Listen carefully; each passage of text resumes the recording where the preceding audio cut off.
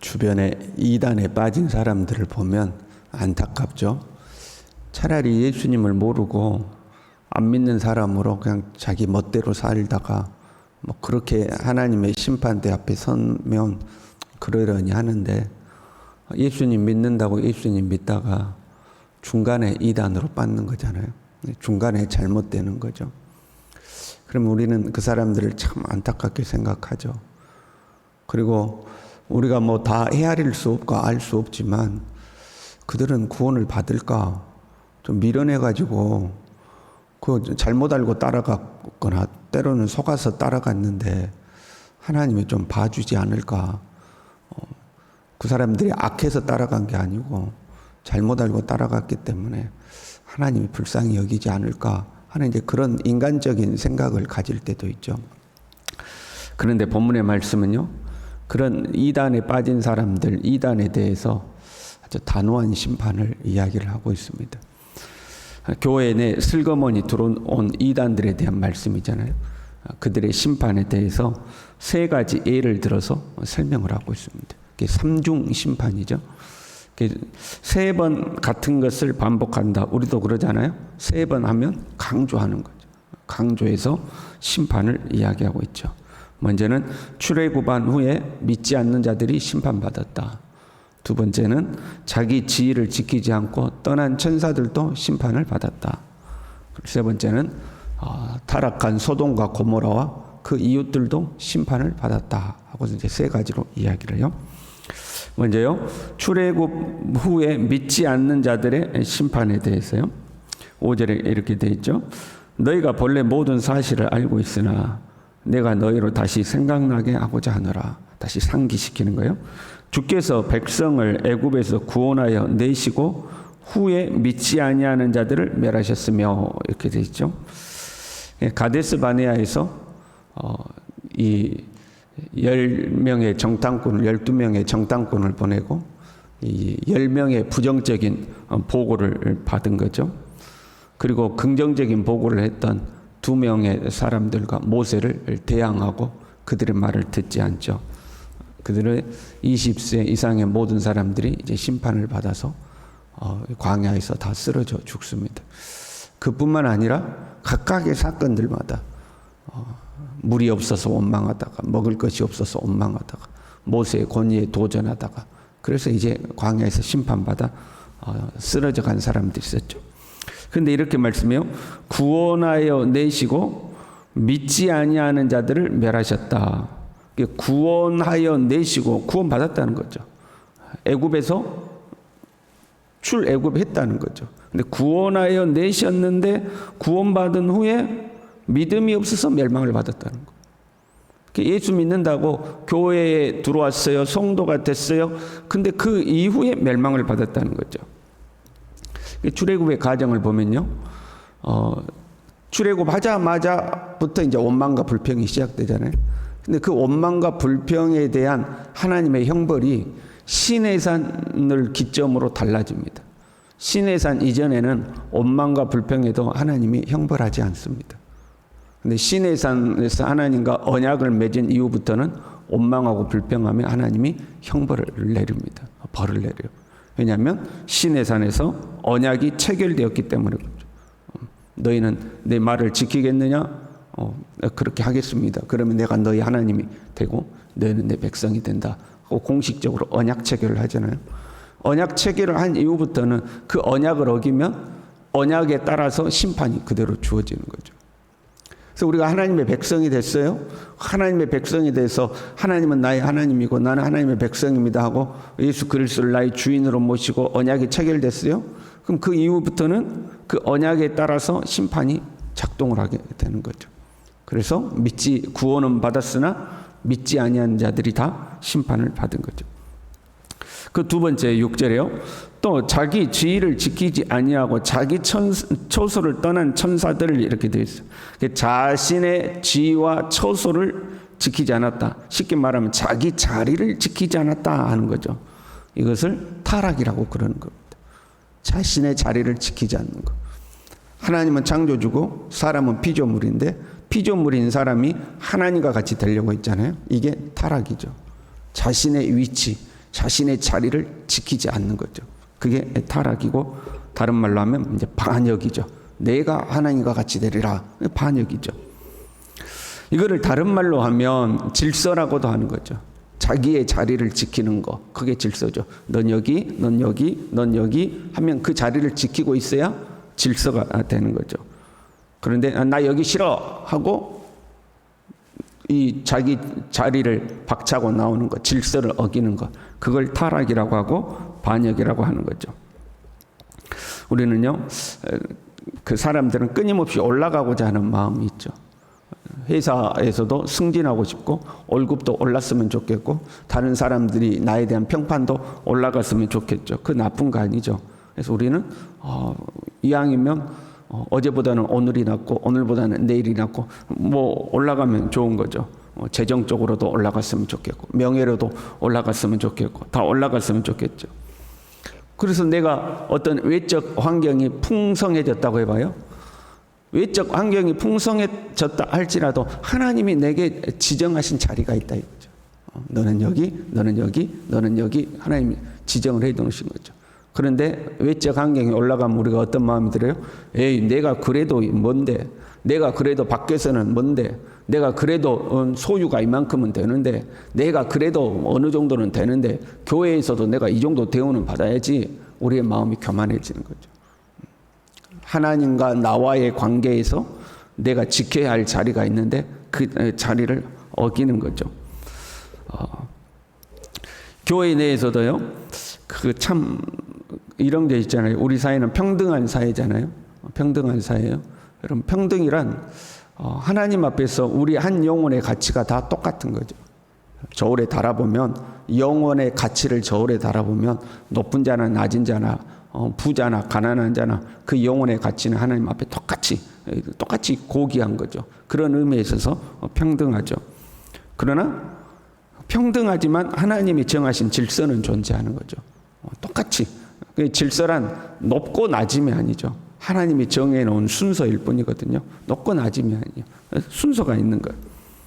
그런데 이 평등과 질서를 이게 혼돈하는 거. 우리 사회를 가만 보면 평등을 이야기하면서 질서가 어지럽혀지는 거죠. 그 평등이란 말은 다른 말로 하면 인권이라고 말할 수가 있거든요. 내가 한 인간으로서 권리가 있는데 나를 이렇게 대하면 되느냐? 인권이라는 이름으로 질서가 무너지죠. 그래서 자녀가 부모를 거역해도 그것도 인권이고, 학생이 선생에게 대들어도 그것도 인권이고, 그러니까 인권, 평등이라는 개념으로 질서가 이렇게 무너지는 거잖아요. 이게 우리 사회가 혼란되어 있는 거죠. 그러나 질서를 어기면 하나님 앞에 심판을 이제 받는 거죠. 또한 처소를 지키지 아니했다 하는 거예요. 이 처소란 사명의 자리인 거예요. 하나님이 야, 너 여기 꼭 지켜야 돼 하고 그 자리를 준 거죠. 야, 너는 이 자리 꼭 지켜야 돼. 이거 꼭 지켜야 돼. 너는 이 자리를 꼭 지키고 있어야 돼. 그 처소란 하나님이 나에게 부여하신 사명의 자리. 근데 그게 마음에 안 드는 거예요. 나는 앞에 나서서 사람들에게 칭찬받고 박수받고 영광받는 자리에 있고 싶은데 하나님 나를 저 끄트머리 둬가지고 너는 여기서 청소하는 자리 꼭 지키고 있어야 돼. 내 마음에 안 드는 자리를 하나님 나에게 임무로 주신 거죠. 그럼 아이 나 여기 싫어. 나도 저기 가가지고 박수받고 싶어 하고 그 자리를 이제 떠나는 거죠. 그러니까 그 자신의 사명의 자리를 버려버리고 질서를 어기고 자신의 욕망을 이제 쫓아가는 것을 의미하고 있는 거죠. 세 번째 이제 소돔과 고모라죠. 우리가 소돔과 고모라는 잘 알잖아요. 성적으로 타락한 도시들이죠. 이렇게 돼 있어요. 음란하며 다른 육체를 따라가다가 이렇게 돼 있죠. 음란하다는 건 우리가 알고요. 여기서 다른 육체를 따라 이렇게 돼 있는데 다른 색을 따라가다가 그런 말입니다. 동성애를 의미하는 말입니다. 동성애를 하다가 하나님 앞에 심판을 받았다 하는 거죠. 그리고 그 이웃 도시들도 소돔과 고모라를 따라서 그렇게 했다 하는 거죠. 이 동성애 문제는 오늘날 우리 한국 사회도 심각한 문제죠. 그것도 똑같이 인권이라는 의미로 허용을 하는 거잖아요. 하나님의 창조 질서를 거역하는 일인데도 인권이다. 그건 개인의 취향이다.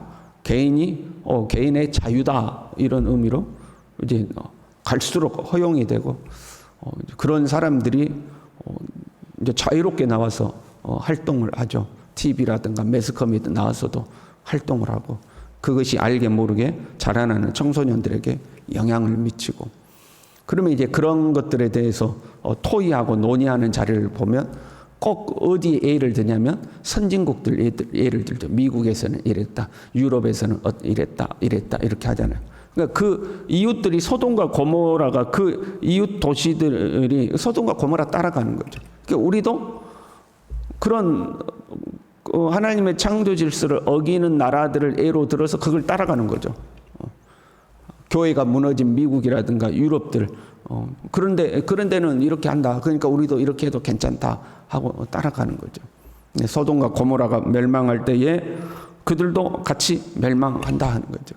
우리가 참 우리라도 깨어 있어야 되는 거죠. 근데 그런 것들이 교회 안에도 들어와 가지고 교회 안에서도 동성애를 찬성하는 목회자들이 존재하고 동성애를 찬성하는 신학 교수들이 존재하고 신학교에서부터 신학생들이 동성애를 찬성한다고 아무튼 복잡해요. 어떤 세상이 올지 모르는 거죠. 근데 하나님의 심판을 받았다 하는 거죠. 이 세 가지 예를 들어서 하나님의 심판의 준엄함을 설명을 합니다. 구원받은 후라도 믿음이 없으면 심판받는다. 성적으로 타락한 도시가 심판을 받는다. 하나님의 질서와 권위를 부인하면 심판을 받는다 하는 거죠. 그리고 8절에요. 그러한데 꿈꾸는 이 사람들도 그와 같이 육체를 더럽히며 권위를 업신여기며 영광을 비방하는도다.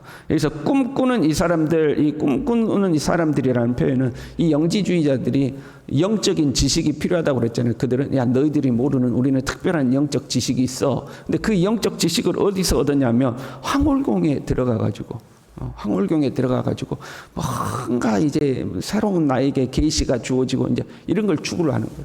그래서 그런 모습을 보고 이제 꿈꾸는 자들이라고 이야기하고 또 한편으로는 여러분 우리가 너무 허무맹랑한 생각을 가진 사람들한테 뭐라고 그래요? 꿈도 크셔라 그러잖아요.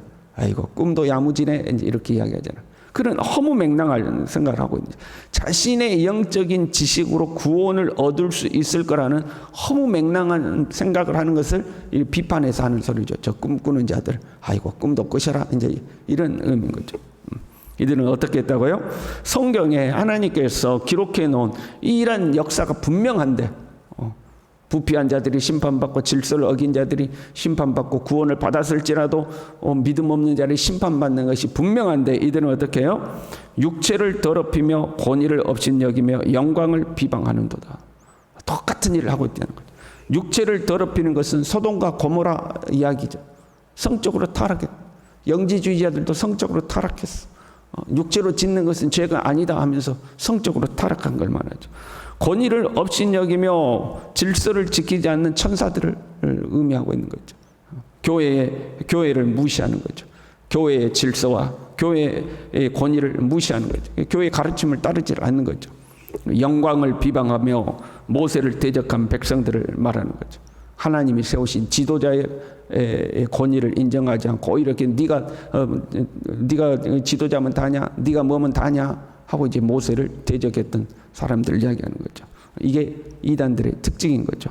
육체를 더럽히며 권위를 업신여기며 영광을 비방한다 하는 거죠. 이들은 어떻게 된다? 다 심판을 받는다 하는 거예요. 하나님의 심판을 받는다. 성경의 역사가 그걸 보여주고 있다 하는 거죠. 우리는 이단에 안 빠져요. 여러분 이단 가라면 가겠어요? 아이고 이제 이단에 갈 힘도 없어. 우리는 이단도 아무나 가는 거 아니에요. 힘이 있어야 가는 거예요. 그만큼 열정이 있어야 가는 거거든요. 아이고 지금 내 믿음 지키기도 힘든데 무슨 이단이요? 우리는 안 가요. 그러나 우리도 한편으로는 조심해야 돼요. 이단에는 안 갈지라도 우리가 구원은 따놓은 당상이라고 우리가 방심하고 우리의 신앙생활을 게을리하면 안 돼요. 우리는 거룩해야 돼요. 하나님의 질서와 권위를 존중해야 되죠. 하나님의 말씀 앞에 겸손하고 순종하여 살아가는 참 하나님의 사람들 될 수 있기를 바랍니다. 기도하겠습니다. 하나님 아버지, 우리 주님 믿다가 딴 길로 가지 않도록 우리가 발을 잘못 디뎌서 실족하지 아니하도록 하나님 우리 모두를 보호해 주시고 이 재단의 모든 성도들 보호해 주시고 특별히 자라나는 우리의 자녀들 주님 믿는다고 하다가 엉뚱한 길로 가지 않도록 하나님 우리의 모든 자녀들 지켜주셔서 하나님의 준엄한 심판 아래 놓이지 아니하고 주님의 영광의 잔치에 참여하는 온 성도들 될 수 있도록 주님 우리 모두를 붙들어 주시옵소서. 예수님의 이름으로 기도 올리옵나이다. 아멘.